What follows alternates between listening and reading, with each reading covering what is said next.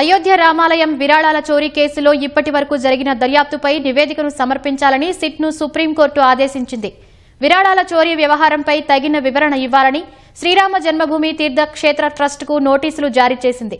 రామాలయంలో భక్తులు సమర్పించిన కానుకల చోరీ వ్యవహారంపై సీబీఐ విచారణ కోరుతూ దాఖలైన పిటిషన్లపై CJI justice Suryakant, justice Joymalya Bagchi, justice V మోహనాతో కూడిన ధర్మాసనం విచారణ జరిపింది.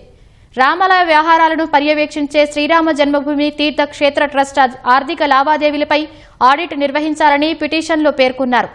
ఆలయ ట్రస్ట్ వ్యవహారాలు, పరిపాలనకు సంబంధించిన ఆర్థిక అవకతవకలు, ఇతర చట్టవిరుద్ధ కార్యకలాపాలపై సీబీఐ నేతృత్వంలో దర్యాప్తు చేయాలని కోరారు. కోట్లాది మంది భక్తులు, దాతల విశ్వాసాన్ని నిలబెట్టడానికి అవసరమైన నియంత్రణ, పర్యవేక్షణ, ఆడిట్ యంత్రాంగాలను ఏర్పాటు చేసే విధంగా కేంద్రం, యూపీ ప్రభుత్వం ట్రస్టుకు ఆదేశాలు ఇవ్వాలని పిటిషన్లో వివరించారు. ఎఫ్ఐఆర్ లేదా సాధారణ క్రిమినల్ కేసు కూడా నమోదు చేయకుండానే సిట్ ఈ వ్యవహారంపై విచారణ ప్రారంభించిందని పిటిషనర్లు ఆరోపించారు. ఈ సందర్భంగా ప్రభుత్వం తరపున కేసు విచారణలో పాల్గొన్న solicitor general Tushar Mehta SIT దర్యాప్తు పురోగతి నివేదికను సీల్డ్ కవర్లో ధర్మాసనానికి సమర్పిస్తామని కోర్టుకు వివరించారు. ఈ కేసు తదుపరి విచారణను సుప్రీంకోర్టు ఈ నెల 20కు వాయిదా వేసింది.